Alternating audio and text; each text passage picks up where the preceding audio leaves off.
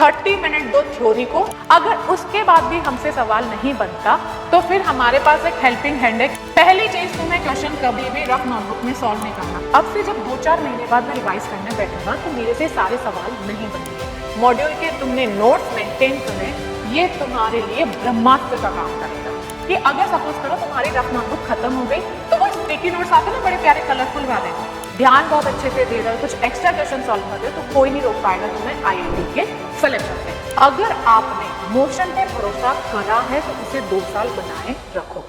Ma'am revise करने का सही तरीका क्या है?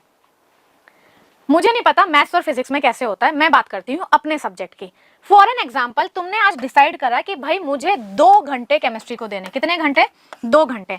क्योंकि हम जब क्लास में पढ़ रहे थे तो हमने ना थ्योरी बहुत अच्छे से पढ़ी थी और लगभग हम ये भी मान के चल रहे हैं कि मेरे पास ना एक पूरा चैप्टर खत्म हो चुका है, तो मुझे इस पूरे एक चैप्टर का रिविजन करना है। मैं ये कहूंगी कि साथ के साथ तुम लोग क्या बनाते चलो, शॉर्ट नोट्स बनाते चलो, ताकि इसकी वजह से मुझे बहुत ज्यादा हेल्प मिलती है। अब सपोज करो तुमने ये जो 2 घंटा डिसाइड करा है, इस 2 घंटे में ओनली 30 मिनट दो थ्योरी को, है ना, जो कि तुमने जो पढ़ा है वो मिल जाए। उसके बाद जो मेरे पास कितना बचा, 60 एंड 30, लगभग कुछ 90 मिनट्स बचे। इस 19 मिनट्स में मैं करूंगी पूरे टाइम क्या, क्वेश्चन प्रैक्टिस। अब ऑफ कोर्स सिंपल सी बात है कि सारे क्वेश्चन हमसे नहीं बनेंगे, तो जब क्वेश्चन नहीं बना तो पहला अप्रोच मेरा ये है कि सबसे पहले मैं उस क्वेश्चन की रिलेटेड थ्योरी वापस से देखने जाती हूँ कि मेरे से सवाल क्यों नहीं हो पा रहा।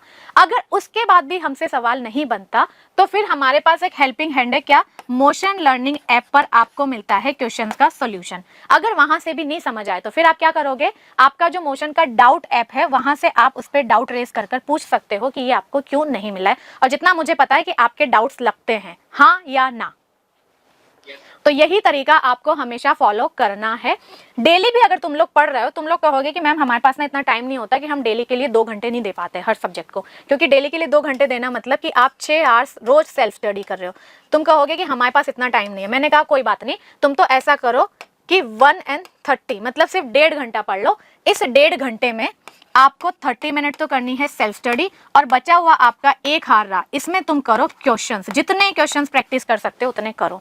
एक और गलती जो तुम लोग करते हो वो ये कि तुम क्वेश्चन ना रफ नोटबुक में सॉल्व करते हो। करते हैं? पहली चीज, तुम्हें क्वेश्चन कभी भी रफ नोटबुक में सॉल्व नहीं करना। फिर तुम कहोगे मैम फेयर नोटबुक इतनी सारी खरीदेंगे तो हम लोग तो वैसे हमारे पास पढ़ाई पे खर्च करने के लिए पैसा नहीं है। तो मैं ये नहीं कह रही कि तुम रफ मत खरीदो, मैं ये कह रही हूं कि जिस कचरा तरीके से तुम रफ में सॉल्व कर रहे हो ना, बस वैसे मत करो। तुम कहोगे कि मैम हमें तो 3 अलग अलग नोटबुक बनाने में भी ना बड़ी समस्या होती है क्योंकि हमसे तो नहीं बनती। कोई बात नहीं, तुम ऐसा करो, एक रफ नोटबुक बनाई, उस एक ही रफ नोटबुक में तुम फिजिक्स कर लो, एक ही में तुम केमिस्ट्री कर लो और एक ही में तुम मैथ्स कर लो, ठीक है। अब तुम कहोगे कि मैम केमिस्ट्री के तो हमारे एक साथ 2 चैप्टर चल रहे हैं, तो कोई बात नहीं, तुमने वो जो 1/3 करा है ना, उस 1/3 में भी 1-2 कर लो।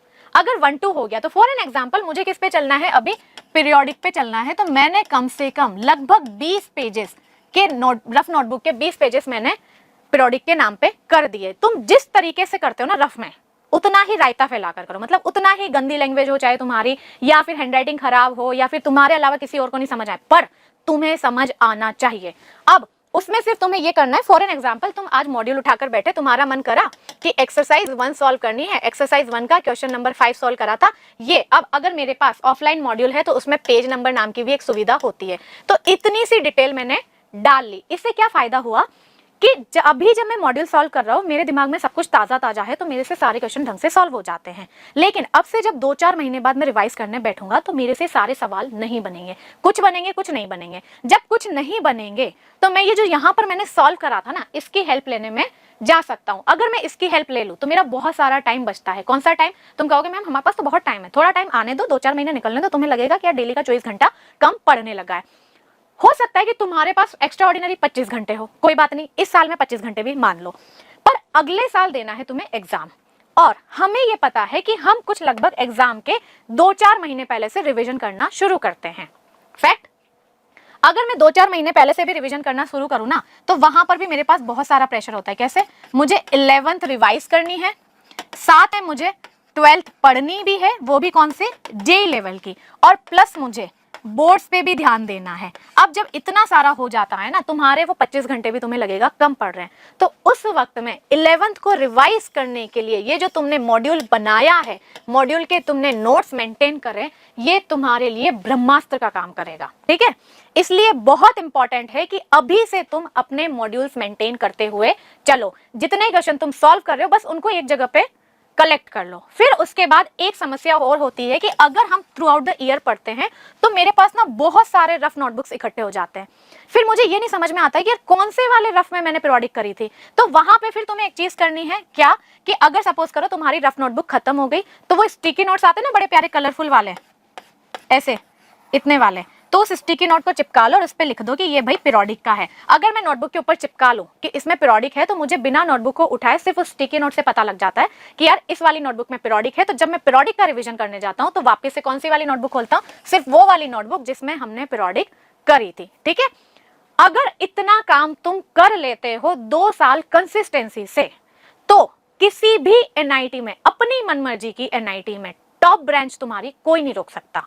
और इससे थोड़ी सी और ज्यादा मेहनत करोगे तुम अपने सब्जेक्ट पे, जैसे रिवीजन रेगुलर कर रहे हो, क्लास में रेगुलर हो, ध्यान बहुत अच्छे से दे रहे हो, कुछ एक्स्ट्रा क्वेश्चन सॉल्व कर रहे हो, तो कोई नहीं रोक पाएगा तुम्हें आईआईटी के सिलेक्शन से। बट प्रॉब्लम पता है कहाँ आती है, कि हमें अभी ना बहुत नया नया जोश है, तो अभी हम बहुत कंसिस्टेंसी से पढ़ते हैं। फिर जैसे ही 2-3 महीने आएंगे तो हमें लगने लगेगा यार ना बहुत दिनों से पढ़ते हो गए, या पता नहीं कुछ ना कुछ होकर मन थोड़ा सा धीरे धीरे विचलित होने लगता है और हम सोचते हैं कि यार चलो थोड़ा सा ना आराम मारते हैं, थोड़ा नहीं पढ़ते हैं। धीरे धीरे ना हमारा पोटेंशियल भी कम होने लगता है और वो जो हम जितना एंथुसिज्म के साथ आए थे वो भी डिक्रीज करने लगेगा। तो फिर बात आई कि यार हमें पूरे साल कंसिस्टेंसी से कैसे पढ़ना है। तो कुछ लोगों को ऐसा समझ आता है कि जो कंसिस्टेंसी का ग्राफ है वो कुछ ऐसा लीनियर सा चलता है, मतलब कि अगर मैंने आज एक रूल बनाया कि एवरीडे आई स्टडी 8 आवर्स, तो मैं पूरे साल 8 घंटे ही पढ़ूंगा। पर ऐसा रियल में नहीं होता। ये ग्राफ एक्चुअली ऐसा नहीं दिखकर कुछ ऐसा दिखता है कि आज सपोज करो मैंने शुरुआत करी थी, पहले दिन पे मैं 1 ही घंटे पढ़ा, फिर धीरे धीरे कर मैंने बढ़ाया था और कुछ मैं उसे 12 घंटे पर लेकर गया। कुछ दिन तक मैंने उसे मेंटेन करा, फिर आएगा एक बड़ा सारा डिप। अब यहाँ पर मैं किसी दिन ना 1 घंटे भी नहीं पढ़ पाया। जिस दिन जैसे जैसे ये डिप आता गया और जिस दिन मैंने 1 घंटा नहीं पढ़ा, उस दिन अगर हम अपने सब्जेक्ट, अपनी लाइफ और अपने करियर को लेकर सीरियस है ना, तो फिर मेरी अंतरात्मा बहुत जोर से बोलने लगती है कि बेटा ये तो नहीं करना था मुझे। तो फिर मेरे में वापस से एंथियो आने लगा। जब मेरे में एंथियो आया तो इस बार ये ना ग्राफ ऊपर, तो अब देखो 12 की जगह तुम कितने पे पहुंचे, 14 पर। लेकिन हर बार अब ऐसा नहीं है कि अगला डिप भी उतना ही नीचे लाना है, अगला डिप तुम कोशिश करो कि यहीं पे रह जाए, तो फिर ये ऊपर से ऐसे चलता चलेगा, फिर आएगा, फिर ऐसे। अगर तुम इसे कॉन्स्टेंटली ऐसे मैनेज कर लो तो पक्का तुम्हें आईआईटी तो मिलेगी, कोई नहीं रोक सकता भाई इसमें तुम्हें। पक्का आईआईटी में 1 सीट तुम्हारी कंफर्म है। और अगर ये तुम्हारे डिप और कम होने लगे, मतलब ये डिप की वैल्यू धीरे धीरे कम होने लगे, तो आईआईटी में तुम्हें अपनी पसंद की ब्रांच मिलेगी। सिर्फ इतना ही हमें 2 साल करना होता है। इसके लिए तुम्हें क्या करना है, पहली चीज जो तुम्हारे टीचर्स तुम्हें 2 साल थ्रू आउट द ईयर बोलते हैं उसे मान लो। दूसरी चीज, इधर उधर डिस्ट्रैक्ट नहीं होना है। जैसे कि कभी क्लास छूट गई या कभी क्या होता है ना, जैसे कुछ टॉपिक से टफ होते हैं। अब जब वो टॉपिक टफ होता है ना, तो आजकल तुम लोगों के पास इतने ऑप्शंस अवेलेबल है ना, तो तुम सोचते हो कि यार इसका नहीं समझ में आ रहा है, मैं किसी और पे ट्राई करता हूँ। फिर लगता है उनका भी नहीं समझ में आ रहा है, मैं किसी और पे ट्राई करता हूँ। तो इस चक्कर में क्या है, एक तो दिमाग में कंफ्यूजन आई और दूसरा कि हमारा टाइम बर्बाद हुआ। फिर जब टाइम बर्बाद हो गया है, बैकलॉग हो गई है, तो फिर धीरे धीरे कर वो बैकलॉग होने लगती है मल्टीप्लाई और हम अपनी रेस में हो जाते हैं बहुत पीछे। तो अगर आपने मोशन पे भरोसा करा है तो उसे 2 साल बनाए रखो। सिर्फ 2 साल वो कर लो जो तुम्हारे टीचर्स कह रहे हैं। वो तुमसे ज्यादा कुछ डिमांड नहीं करते, सिर्फ ये कहते हैं पहले हमारी क्लास अटेंड कर लो, दूसरा हमारे मॉड्यूल कर लो, और तीसरा हम जो टेस्ट आपसे करवाते हैं उसे कंसिस्टेंसी के साथ कर लो। अगर आपको कोई भी डाउट आता है, चाहे वो एकेडमिक प्लानिंग में हो, चाहे आपकी पर्सनल लाइफ में हो, या चाहे आपको सब्जेक्ट में हो, हर तरीके के डाउट सॉल्व करने के लिए तुम्हें सारी सुविधाएं दी गई है। कभी इधर उधर मत भटकना। तुम जैसे सोचो कि यार मैं यूट्यूब से कर लूँ या यहाँ से कर लूँ, वहां से कर लूँ, अभी मत करना। जब जरूरत होगी तो आखिरी का जो तुम्हारा 12th के वाला टाइम आएगा, उस टाइम हम खुद ही बोल देंगे कि बेटा ये देख लो या ये कर लो, यहाँ से क्विक रिवीजन मिलते हैं। ठीक है।